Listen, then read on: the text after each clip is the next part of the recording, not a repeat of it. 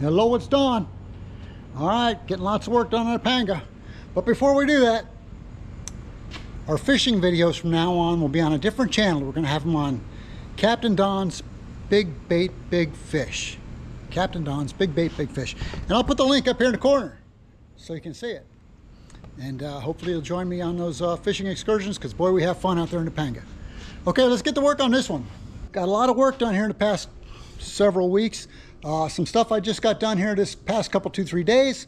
I wanted to show you, and I wanted to show you how I did some of them that'll help you in the future. Some helpful tips to make your job go easier. And what the big job here lately, well, you saw me paint it before, and I painted the inside walls, but I've gel coated the whole floor all the way up, the live well into the back. And I had so many repairs and building stuff up here, I gel coated right up over the top. I think it looks good, I like it. And the rub rail, it had a black plastic insert in it, original, and I don't know, I put it in there and it kind of was sloppy in there, I didn't like it. This boat had a 3/4 inch anchor rope, and I said, boy, if I could get that in there, it would look good. And here it is, and I did get it in there, and that was a job. So let me get right to this, my workbench over here, so I can show you some of the stuff I did, how I did it, and how I can help you on a job in the future. Let's start with the rub rail. I had to get that 3/4 inch rope into an area that was made for 1/2 inch, and it's 20-year-old rub rail, and man, that was a job.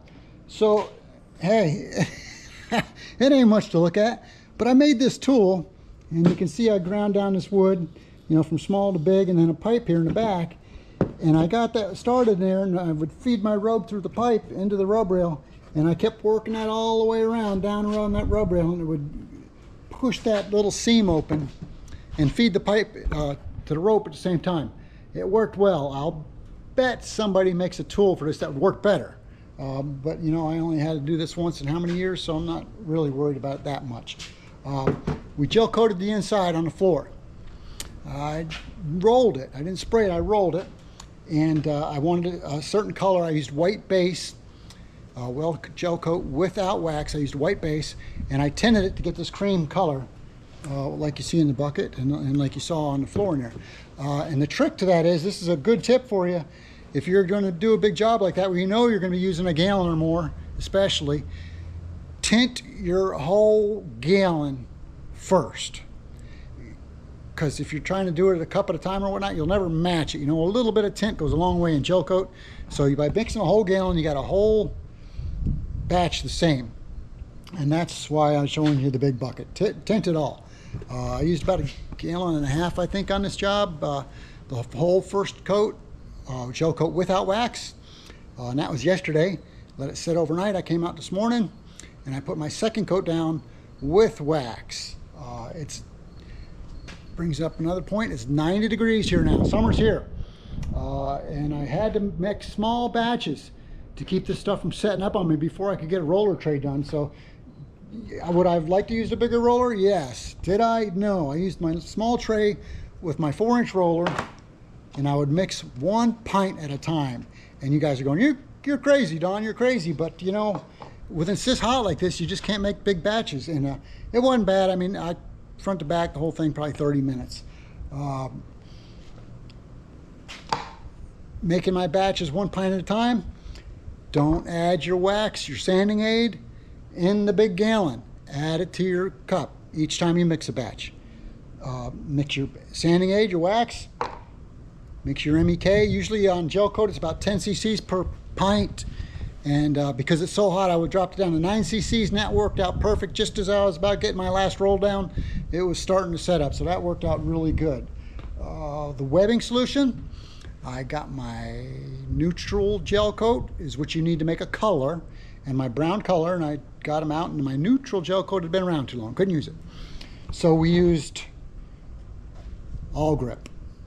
And All Grip, you guys are saying, what, All Grip on gel coat? Yes.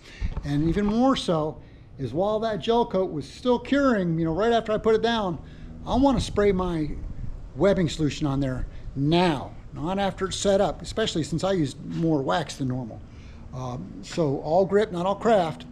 All Grip is a 50-50 mix. The All Grip paint, 50%, or if it's 50 paint, it's 50 activator, and then I added my webbing solution. So what I did, I used 50 millimeters of paint, 50 millimeters of activator, so that's 1-to-1, and then I added 50 millimeters of my webbing solution. And by doing that with the paint, it's thinner. I didn't have to get out the gel coat gun with the 2.5 tip. I could use my regular spray gun, my 3M gun with the disposable tips. I don't have to worry about anything going wrong in there.